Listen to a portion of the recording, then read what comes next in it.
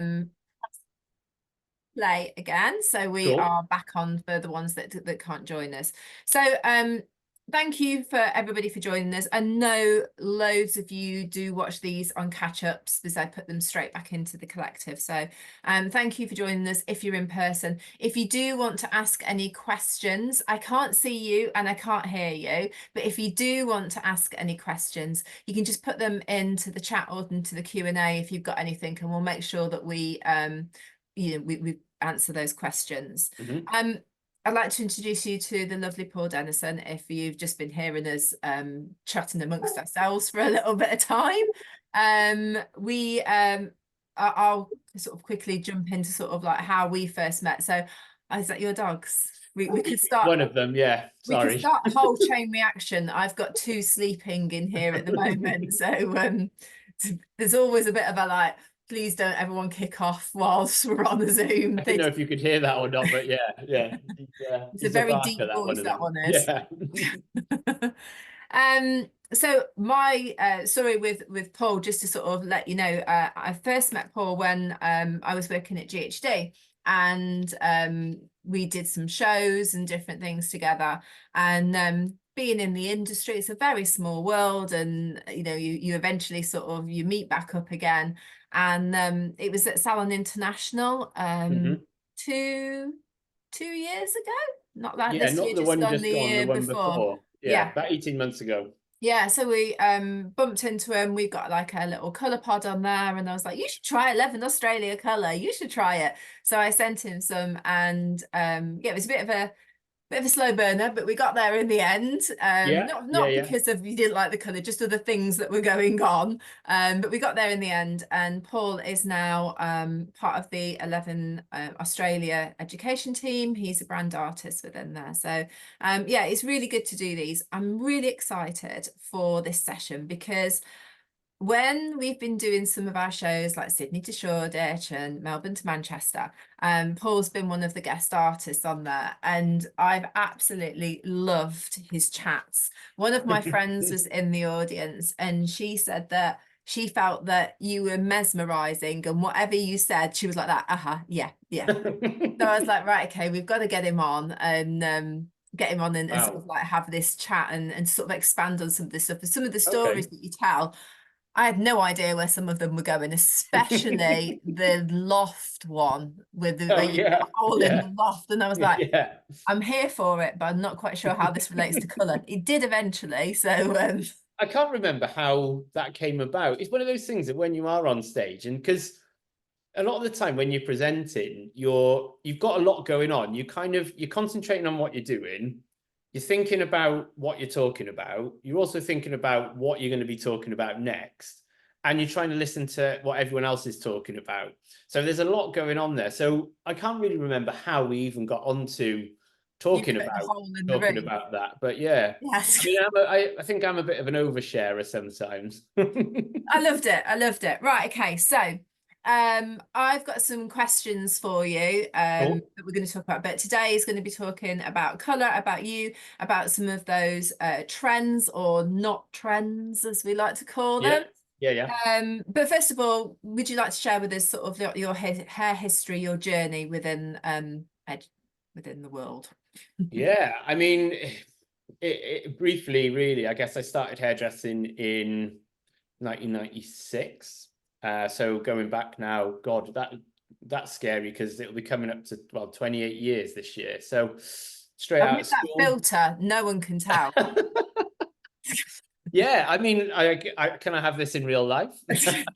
Um, yeah, I mean, I came straight out of school. Hairdressing was very different to how it is now. Um, I, so I had been experimenting with home hair color as a teenager, bleaching my own hair, putting food coloring on my hair, coloring it in with felt tip pens in school, always kind of getting into trouble with teachers for coming in with bright blue hair or something like that. So it was kind of a natural progression to go into hairdressing.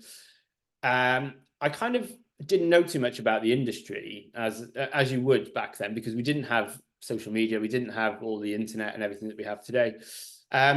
so it was a real case of stumbling upon a salon that had only just opened, a salon called Bauhaus, which, as I found out later, the guy Scott who owned it had just left Vidal Sassoon. He used to be an art director of Sassoon in Manchester. So he then moved to Cardiff with his wife, opened the salon. And he'd been open about 6 months, and I wandered in. I think there's a picture on my Instagram. I've got like checkerboard hair.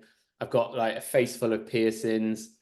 I was really into like the Prodigy and like kind of like all the kind of grunge and like, you know, all that stuff that was going on in the kind of mid to late 90s. And I was kind of like, oh, can I have a job? And he was like, yeah, start tomorrow. And I mean, what attracted me to that place was everything was really different to every other salon that I'd seen. Because when people have said to me, oh, you should go into hair, I'd in associated with where my mum went to get her hair done. And that was like the local hairdressers, which was the, like, you know, the dryers at the village, like a little kind of town. I was like, oh, you know, like it's not for me that. But when I was wandering around town and I saw this salon, the music, and there was like art and stuff, and like Scott had like bright orange hair with like he had his eyebrow pierced, and I was like, oh, these seem like my kind of tribe, you know. And I ended up staying there. God, I ended up becoming a manager somehow. I don't know how, because I think everyone else above me just left over the years, and I was the one next trusted to have the keys. But it was kind of one of those salons that it shouldn't work, but it worked really well. It was a real kind of creative hub. It was very heavily based around music. You know, music was big key in the salon. Art, there was a lot of kind of local artists could kind of display their art in there, which is quite normal now, isn't it? We get that in a lot of coffee shops and places like that. But going back in the 90s, I guess it was quite different. And it coincided with a lot of when we had that kind of like cool Cymru, like, you know, bands like Stereophonics, Manic Street Preachers, Catatonia, a lot of good Welsh bands came at the time, and they were all coming in the salon. So to me as a teenager, I was like, it's blowing my mind. So it was a very kind of arty, musicy, creative place, which is where I kind of feel I kind of have my roots a little bit more in what inspires me. But I mean, we'll come on to a lot of that kind of later. And I found my love of colour in hair there. I ended up, like I say, becoming a manager, which is something I didn't really want to do. So then I moved up to London and went to work for, can I say who I used to work for? Yeah. So I went, because that was an Aveda salon. So it was an Aveda salon when Aveda was independently owned. So it was very like Horst. He was very much used to send, like, it felt like a nice little community, kind of like what we have here, you know, it's like that community. But when I moved up to London and started working for them, they went through the process of being bought by Lauder, and a lot of things kind of changed. So it became very commercial. So I went from being in this like really small, fun, creative salon up to a salon which was huge. I mean, there was like 100 and something people. It was the Institute in Covent Garden. So massive salon. One of the reasons I went to work there, because I wanted to go and work with a guy called Ian Michael Black, who is he's now the kind of technical director for Aveda for the global. And we got on really well. And he kind of got me in, he got me working there. And that I wanted to get involved with education there. But kind of as I moved up, they were going through this change of kind of ownership. There was a recession happening. So education kind of like failed slightly. So I ended up just kind of working in the salon. And I mean, I loved living in London at the time. I was partying, we were going out a lot. I was kind of, you know, I was in my mid-20s and I was having a great time, but I wasn't really focused on career as such. And where I wanted to be going, I wasn't really heading in that direction. So I ended up leaving and moving back home to Cardiff, pondering like what my next move was. And that's how I met Ken, who I spent the next 12 years working for. And that's how I met you, obviously, Joe, with working with Ken. Through my time there, we did a lot of traveling. I did a lot of education for L'Oreal as a guest artist. I guess that kind of piggybacked off the back of winning at the British Hair Awards. So I won British Hair Colorist of the Year in 2012, which really was bizarre because I've never really been one to be that bothered by like accolades or awards and stuff like that. But Ken talked to me about having an idea. Bear in mind, I'd only really been working there 6 months, and he had an idea, and we kind of hashed it out and built it up together. And we came up with this concept, and he had planned the shoot with Andrew O'Toole, who is the obviously the creative director of 11. And I'd never met Andrew before, and so we went to this shoot to do a side shoot, and we ended up somehow getting our way into the final, and then it ended up winning. And it was very bizarre. It was a very surreal experience, but it got me in, kind of opened some doors for me, and led me to traveling well, the world really, I guess, over the last 12 years. Pretty much been to every continent, I think, bar like, well, Africa. I think that's the only one we didn't manage to get to. But I chose to kind of step away from that about 18 months ago for a lot of different circumstances, really.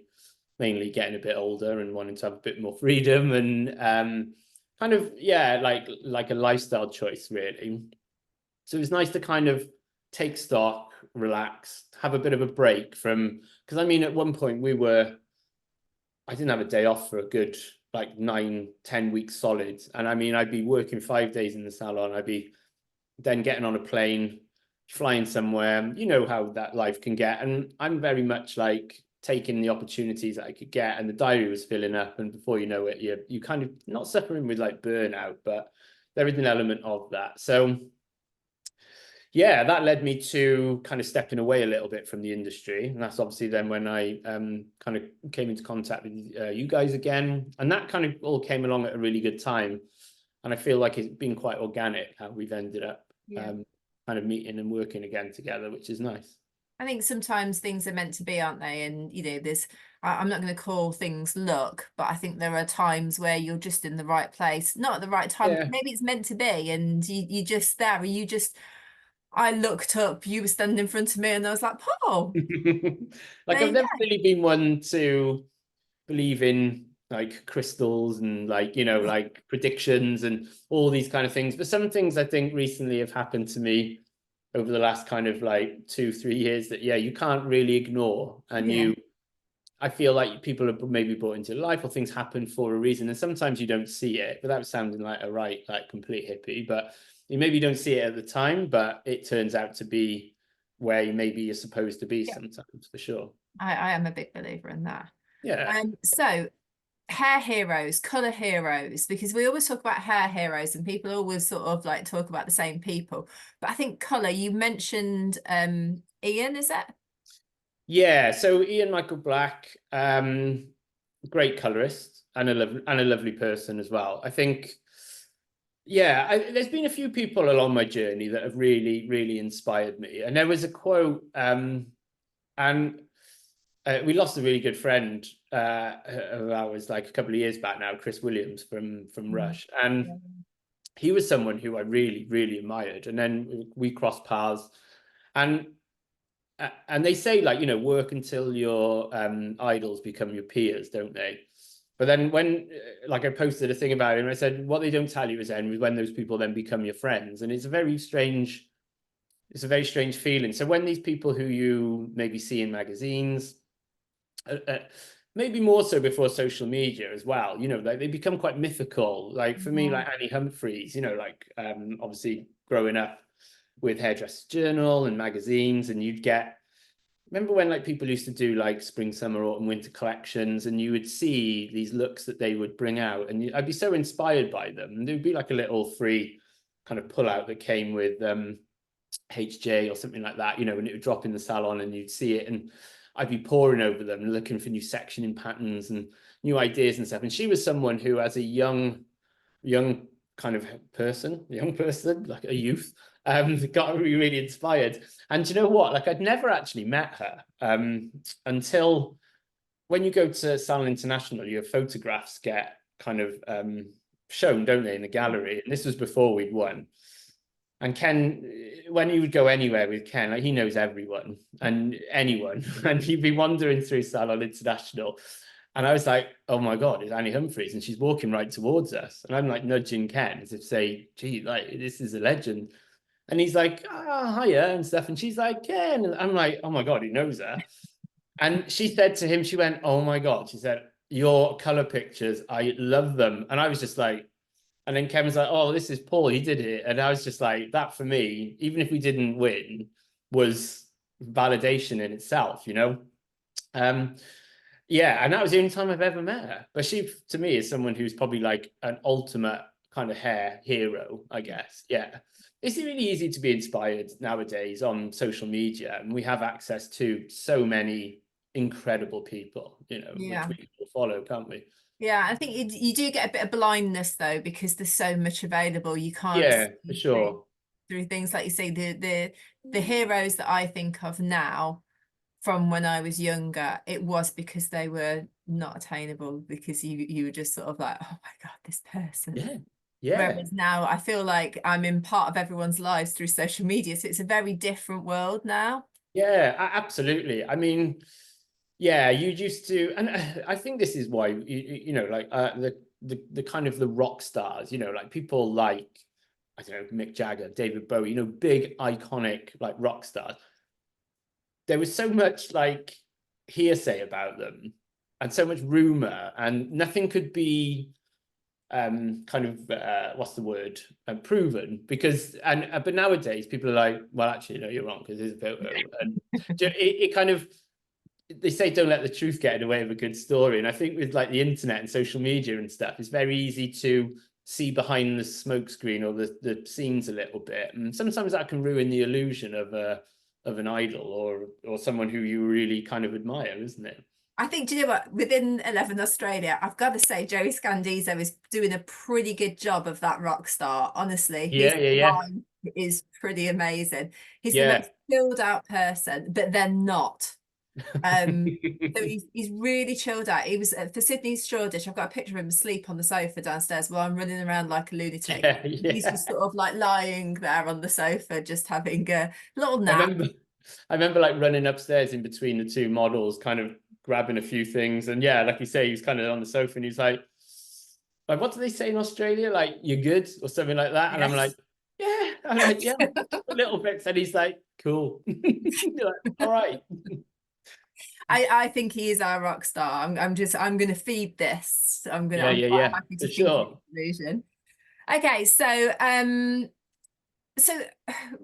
you were saying about colour, and you specialised in colour, Mhm. and a lot of people now, there doesn't feel like the type of salons that there were years ago, sort of like the whole Tony and Guy thing, whether you were a cutter or a colourist. Yeah. And that seemed to be a thing in the 90s. That seems to have disappeared now.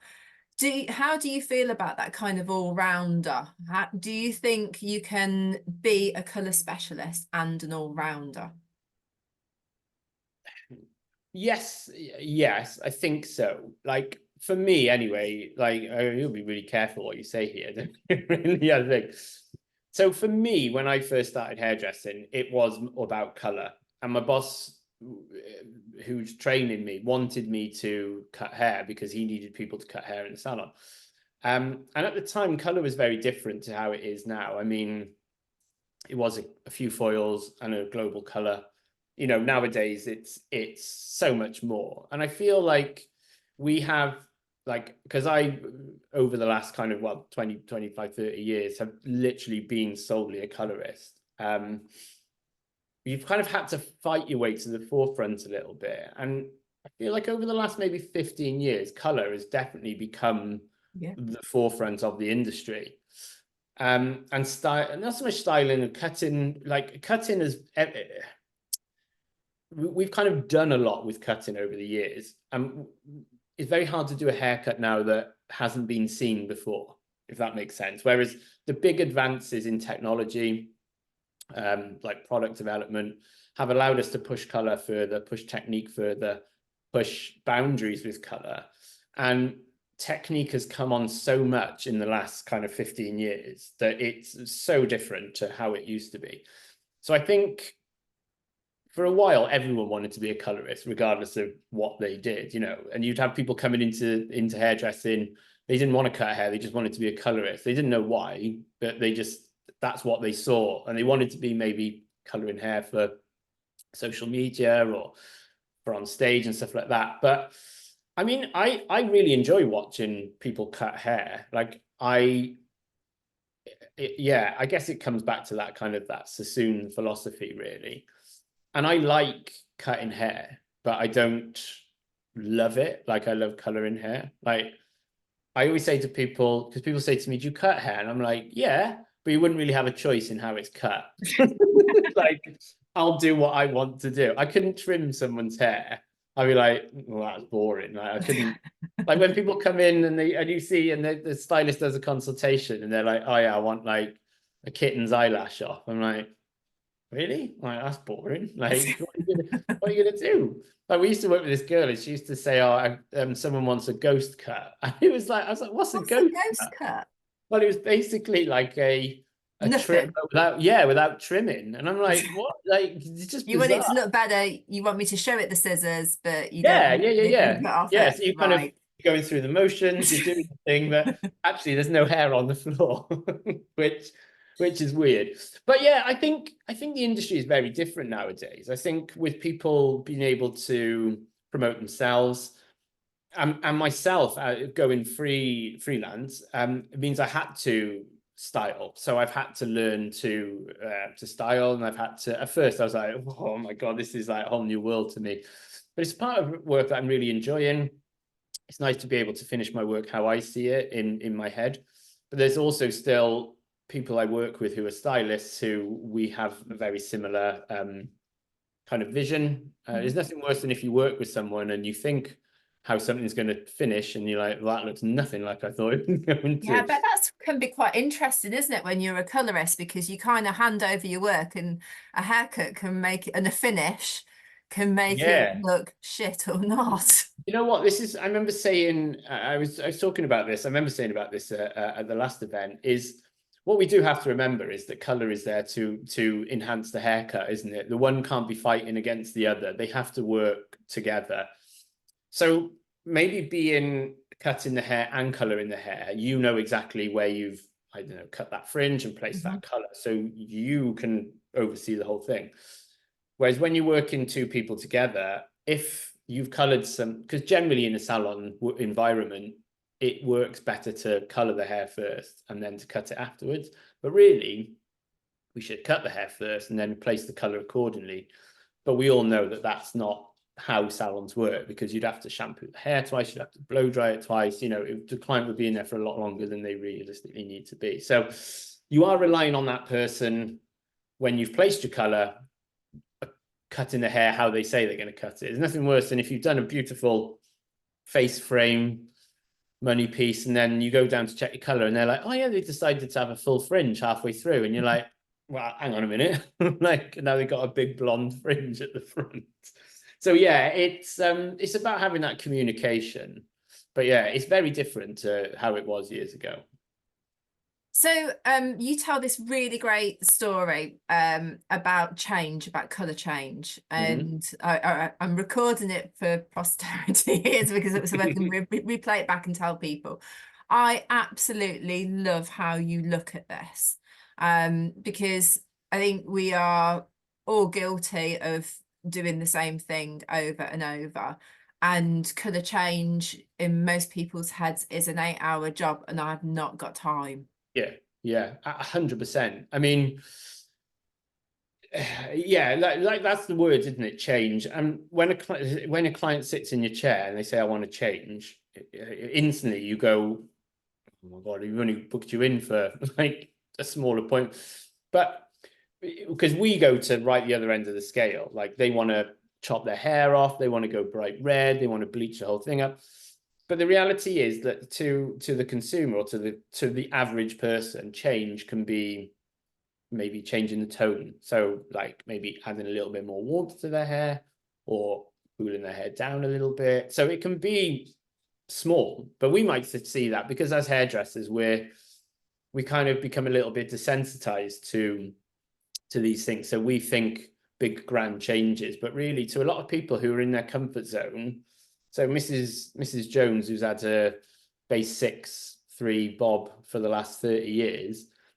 Suddenly she goes to a 6'4" and she's like a whole different person. She's taken on a whole different persona about herself. You know, she's become a fiery redhead in your eyes, but in your eyes, you're like, well, I've just glossed your ends with a little bit more warmth because it's winter and that's going to look a lot nicer than as it's faded out over the summer.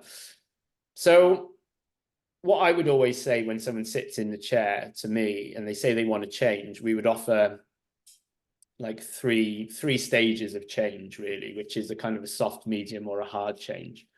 So that soft change could be a tonal change. So again, Mrs. Jones comes in, she's got a base 6 root tint all over, and she wants to change, maybe add in a little bit of warmth into the color, maybe like a shade darker. So it's very, very soft change. I mean, so much so that we would probably not really think of that as being much of a change. A medium change would be maybe a few lighter pieces, maybe a few freehand pieces through the ends, as well as a root color. And a hard change would be like a complete change of like color. So going from a blonde to a brunette, or to a redhead, or like a copper. So the key is that we are offering those people the change when we're working within the salon, because the moment you stop offering that change is when people become slightly overlooked. They feel part of the furniture, and that's why they would maybe decide to go somewhere new who's going to give them the full service. You know, we've all got that client who will not change her color regardless. You know, she is a diehard high lift root tint. Sorry, not you, Joe, but like she's like, you know, has a high lift root tint done. She knows she's a blonde. She loves being a blonde. She likes it. She wants to completely keep that forever. But it's important that we still offer those changes, you know, like, or you could have this. But sorry, I keep getting emails coming through. I don't know if you can hear it pinging. No, it's all right.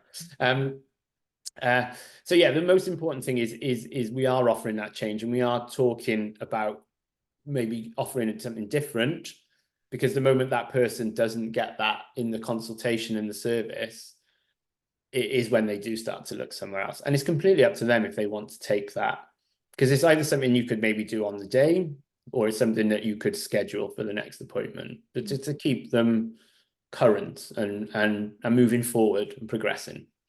Yeah, because you do, as you were coming out of winter now, where, you know, what does freshness look like? I've got my winter color, I'm slightly darker than what I was before. Is it going to be a bit brighter? Is it going to be a bit cooler? Is it going to be warmer?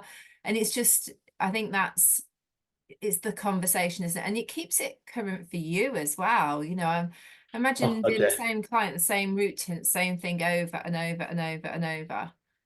Yeah, for sure. I mean, yeah, you have to keep yourself excited about your work. You have to keep yourself, I think that reflects in your work. I think if you get to a point where you're pretty much, you look at your morning and you go, I know exactly how my day is going to go, that's when you need to kind of maybe start looking at how you're working within the salon day to day, and question if you are starting to not enjoy your job. Maybe that's why, because you're not offering those changes. But that comes to education as well, though, doesn't it? So like keeping yourself 100%. educated. Yeah, massively, 100%. You know, keeping yourself on top of what's happening in the industry and embracing those changes, because actually a lot of the time people evolve trends or evolve technique in order to make things easier, not in order to make it harder for people. Do you know what I mean? If that makes sense. Like, we're not trying to make people's jobs harder. If anything, we're trying to get a better result for an easier amount of work, so we can be more efficient, and we can, you know, yeah, I think that's how we would do it, really. We don't want to be like, oh, right, I need to somehow make this into a 20-step process, and it's going to be a technical nightmare, you know, for everyone to do. No one wants to do that. Everyone wants to know, how can I work quicker? How can I get quicker, better results? And how can I make more money? Those are the things that generally people ask on courses, really. And how can I keep myself and my clients current? Yeah, I totally agree. So that it kind of brings us on to trends, actually, because I know what your answer is going to be here, because we've talked about this before. I get the most ridiculous emails that come in. Yeah. from magazines. And they ask me on always on the tightest turnaround you can imagine. Like, I need this quote back by 9 o'clock tomorrow morning, and it's Thursday afternoon. And you're like that, right? Okay, so inevitably I end up Googling what the hell this trend is. I'll write something and I'll go, Paul Dennison at the end of it, because it just makes my life easier. I'm not going to get quotes out of people overnight, but honestly, this trends that they come up with, and I think, really, who's going to be wearing these trends? So But you know what? I think what the one thing you have to think of is if you were to Google autumn winter 2024-25 hair color trends, if some things were popping up, you got to think, hang on, who has predicted this? Now, is it a fashion house? Is it a hairdresser? Is it a magazine? Is it a color company who are, oh, got a new tone out. we've got a new toner now, you know, this is on trend. So it's funny because we were driving back and we were talking about this in the car. And if we look at, like, Dua Lipa's now gone for a red hair. So we're now going to have a lot of people coming in wanting that shade, like, you know, a nice kind of It's like a cherry Coke, isn't it? Yeah, I would say most people who would come in to the salon would be asking for that. I want to go red, but it really is quite a specific shade. It's on par with, what was it they calling it, cowboy copper or cowgirl copper? You know, it's a very similar kind of like vibe, isn't it? Mahogany red kind of. But tomorrow, if I don't know, if someone was to color their hair green, we would start to have people coming in the salon wanting to have green hair. So they would be heavily inspired by on who's on trend. Now, it's the hairdresser who's obviously saying to these people, and these people are wanting to have a statement hair, aren't they? They want something to get them noticed, have a trademark. They've maybe potentially got a new album coming out, so they need to reinvent themselves, so it gains them. So this is how that whole machine kind of works, really, isn't it? Yeah. It's really hard, and it's the thing I get asked the most, you know, like, what is your trend prediction, or what is on trend? And the reality is if it suits you, it's going to be on trend for you, isn't it? Do you know what I mean? Like, that's what works for you is good. Yes, of course, we get trends which come through social media. You know, we had the Oscars, we've had the BAFTAs, we've seen a lot of people kind of displaying beautiful hair. They in effect then become a trend in themselves, because a lot of magazines jump on those and go, oh, Mrs. Joe Bloggs has gone with this beautiful honey shade of hair. Like, everyone then starts coming in the salon. And so it's a funny one, isn't it? Because years ago we would have actual trends, you know, which we'd all kind of tend to follow. But now I think everything is kind of fair game, and wearing it and owning it is a trend in itself, isn't it? So if it suits you and it works for you and it fits in with your style, that's you creating a trend for yourself, isn't it? And others will then follow that or emulate it. We see the same with social media, you know, like big colorists online who have big followings. They'll maybe do a beautiful tone of hair, and then that then in effect becomes a big trend in itself, you know. But there's some trends that you think, Christ, is that coming back again? Do you know what I mean? I think trends, I think especially the Pantone, the peach. And if you was to say everyone's going to have peach hair, that's not going to happen. That's not a trend. Maybe some people will be having peach hair, but again, if it suits them, then crack on, and that's lovely for you. But I think the peach Pantone for me kind of was a signal, and you can read what they've written about it. I have, and it's all about self-love and expressing yourself, all that kind of stuff that they come up with, which is beautiful. But I do think that it just kind of makes you think warmer. You know, that maybe we can sort of like draw a line on that ash, which was a nightmare to try and to upkeep. Yeah. Oh God, yeah, for sure. I mean, yes, it's a directional change, isn't it? And I think, like, I always remember Trevor Sorby saying, like, when everything goes right, go left. And if what is on trend is ashy, and in a room full of ashy haired people, if you turn up with warm hair, you're going to stand out from the crowd. Then everyone will go over there, and then it'll go back to ashy hair in a few years' time because everyone's got warm hair. So we kind of go back and forth on that. So maybe it's a case of, you know, you are going the opposite of what everyone else is doing in order to get noticed. But it shows us a direction, I think, like you say, with that Pantone. They come out with like a what's going on in the world at the moment, what is the general feeling, what is yeah, like the vibe of the world, isn't it? And if All everyone's expressed in peach in fuzz. one color.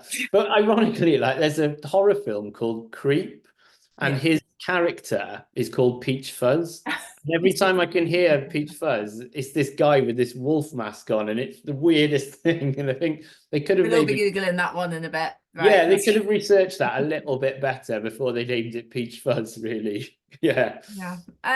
So I mean, talking about trends and techniques, and I think with doing education in salons, and I don't do a lot, but I do go out with some of the teams sometimes, and sometimes on my own, I'm allowed out.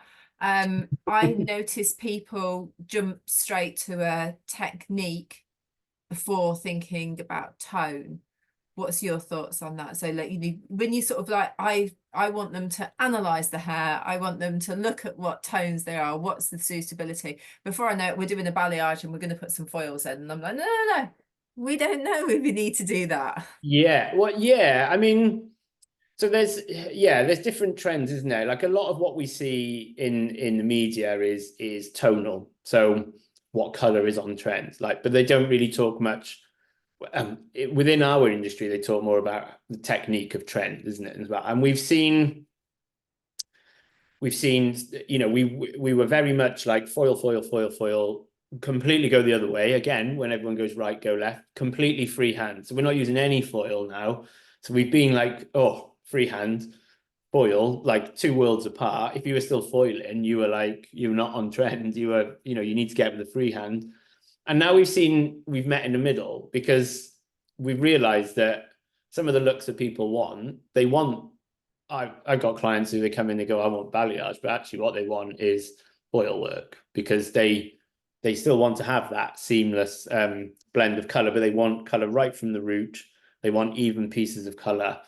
And the only way to get that is to get a foil in at the root, but then they want it mixed with a tip out as well, or a root smudge in between. So we're changing the technique in order to fit our clients, really, aren't we? We're not just going straight in with, I'm doing this technique on you because I want to do it on you. You know, we're fitting the technique to the client, not the client to the technique. Yeah. I think is key, isn't it? Yeah. Yeah.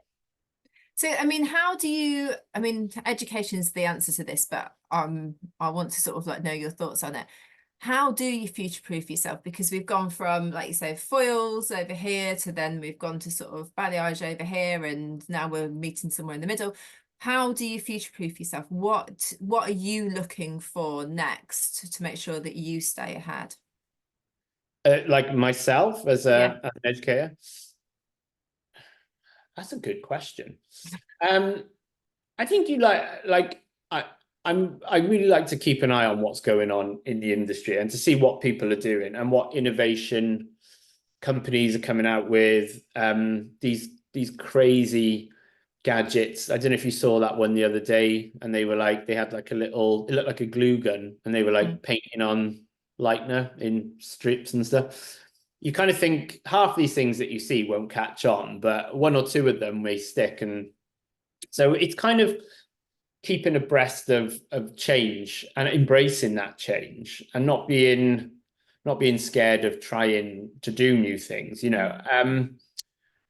I think we can all get stuck in our ways a little bit, and it's nice sometimes to push yourself out of your comfort zone. A lot of the times when as someone who teaches other people, I go around the room at the beginning and I kind of, even though the course might be entitled, I don't know, like creative color, you go around the room and you say, oh, what do you want to get out of today? Even though you're bearing in mind they're booked on a creative color course, and they're like, oh, I want to learn how to do balayage, and you're like, okay.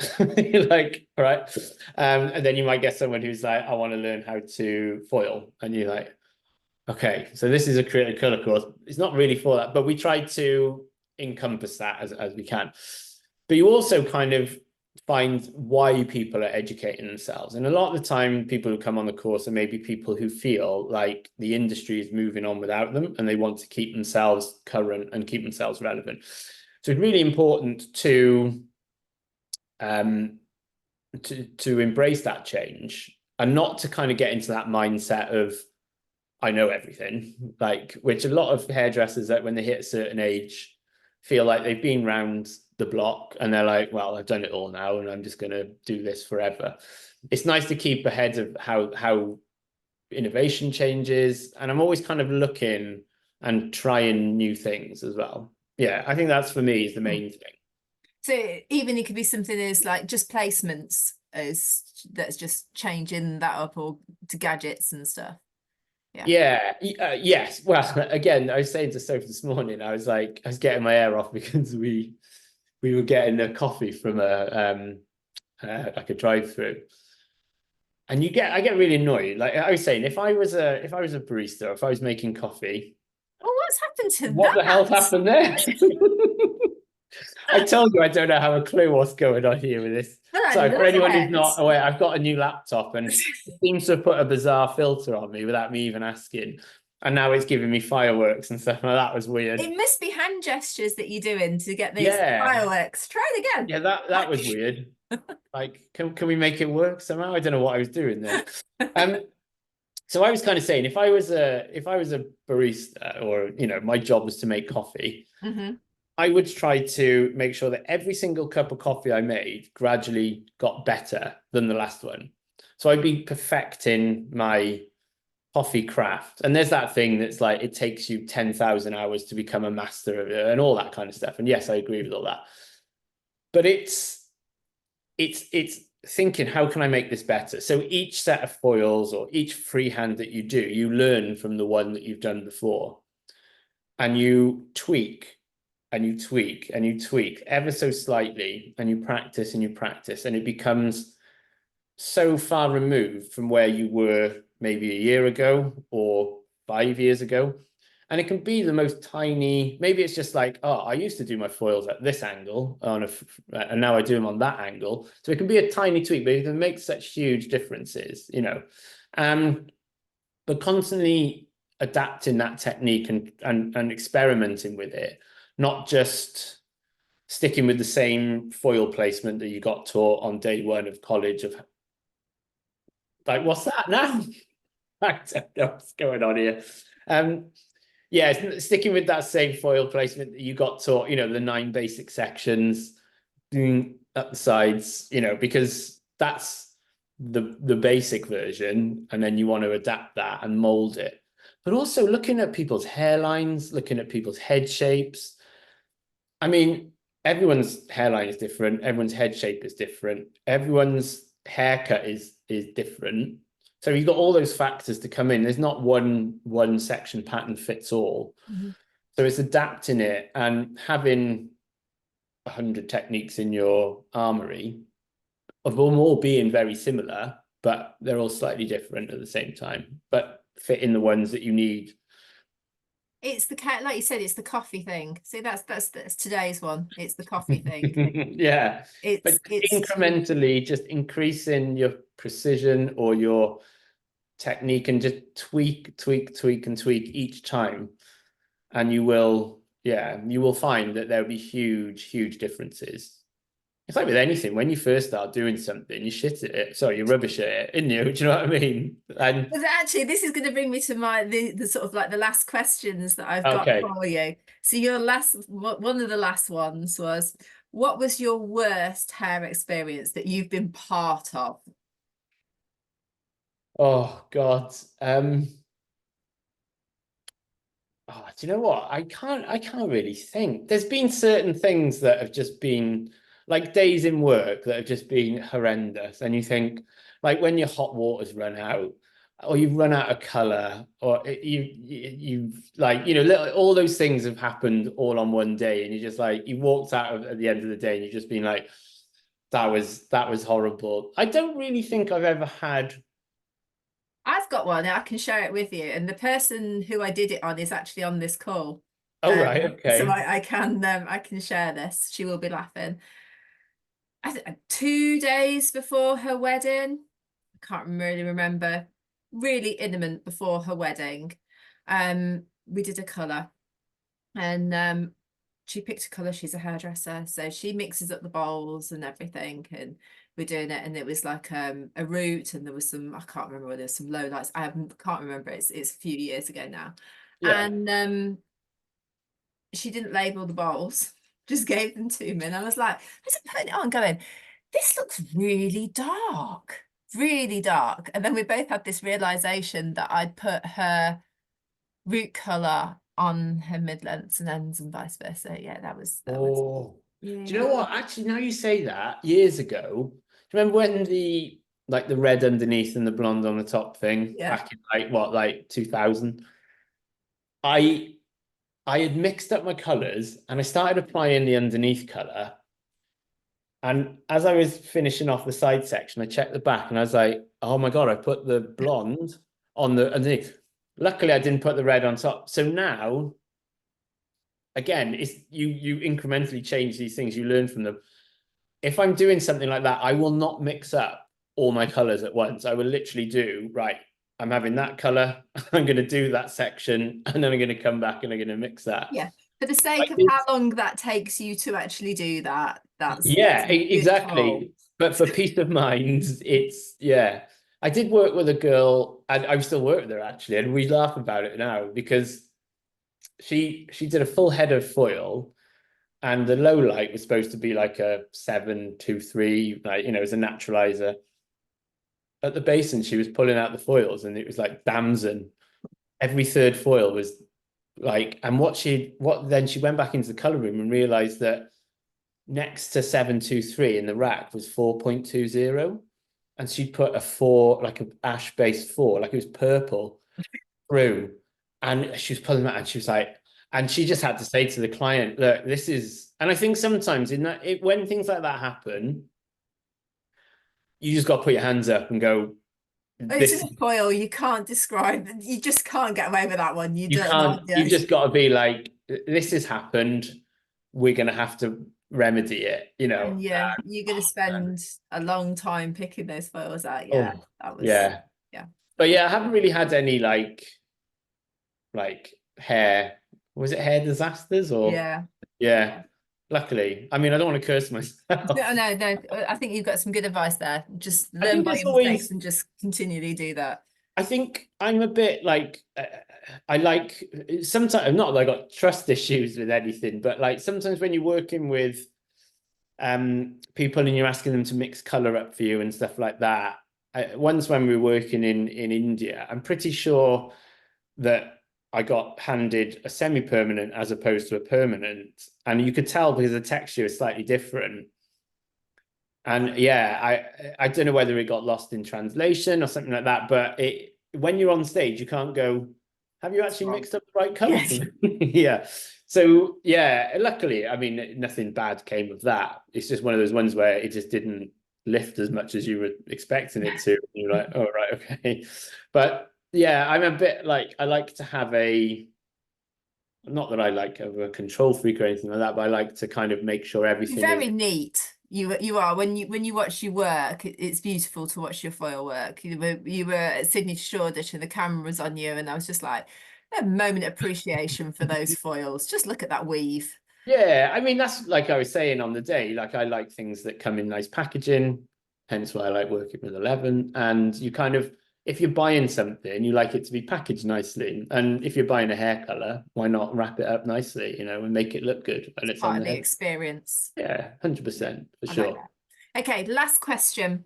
Hmm. If you could talk to young Paul back in the day, persuade him not to have his checkered hair and his lots of no, I'm joking. Yeah. So if you could talk to the young Paul, what advice would you give him now? I'd probably say don't party as much when you're in London. That's um, hilarious. I would probably say follow your gut more a lot of the time, and don't don't underestimate yourself. Just go for it. Like go go for it. Do you know what I mean? I think it's just, yeah, don't waste time wondering about if you should do it. Just do it and get involved. Like put yourself up for it. Do you know what I mean? Like a lot of What's the the time, worst that can happen? exactly. I remember talking to Ben Russell about this, and he said, say yes and then learn how to do it after. Isn't it? Do you know what I mean? Go, yeah, I can do that. And I then go actually know away and learn Ben, how to and do yeah, it. I know Yeah. I know he would say that. And I was like, yeah, I quite like that. Yeah. And it's kind of true, because if you don't, someone else will. And so many times I've been like, oh, and then I've seen the person end up going for it and gone like, oh, well, I know I could have done that. And yeah, so yeah, I'd probably say just to follow your gut, go for it, and just have fun and enjoy it. You know, like Amazing. enjoy the ride. So that's I can't believe we've been chatting for that long, which is amazing. So you've got some, are you able to share your news? Are you at that point? Yeah, yeah, pretty much. Yeah. So, like I was saying, going through a lot of kind of like life changes at the moment, or over the last couple of years, and it's now taken me on a new direction. So I am going to be relocating to a another country. So I'll be leaving Wales, heading north, and I'm going to be working in Scotland. I'm going to be based in a new space that we're opening. So I'm really excited about that.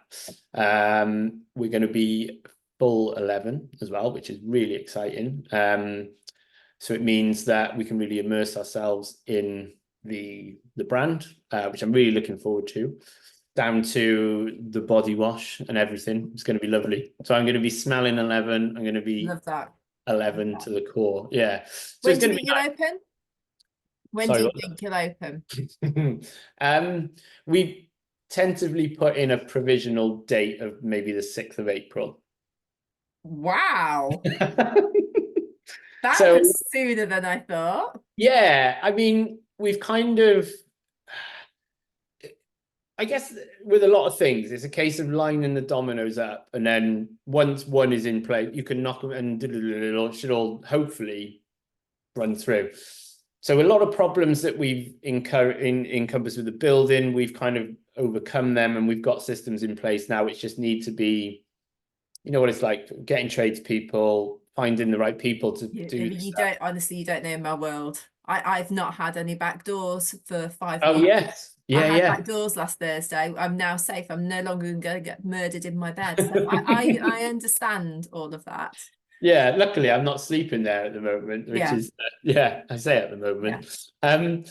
But yeah, I mean, it's It's yeah, overcoming exciting. things like we don't have gas there, so we had to find a way of getting hot water pressure, you know, so we overcome that, and we found this thing, getting a plumber in, kind of getting a joiner, all these things. So yeah, it's exciting, it's inspiring, I'm excited. And I'm really scary at the same time. Yeah, but again, it's kind of that thing of just, you got to just go for it, because if Yeah, you don't, you'll stand still, and you'll still be in the same place 5 years from now thinking what could have been. yeah. No, But I yeah, I fully. mean, it's a beautiful space. Yeah, it's lovely. It feels good. It feels positive. So yeah, and I'm hopefully come excited to along watch it. and come along and see it. We definitely will. Bring your van. We'll go for a run. Absolutely. We Jay's got some on here. lovely He'll runs laugh around at here. that. What, sorry? Jay, who's on this, he always like tells me just shut up and go for a run. That's what he says to him. Yeah, well, that would be the other thing I might tell my younger self is, yeah, quit smoking earlier and go running more as a younger person. Good to know. Good to know. Bit of Right. health advice. Okay. Thank you, everybody. This has been such a good webinar. Thank you, Paul, for your time. That's all right. I'm really Thank you excited for to having see me. where the next part goes. So yeah.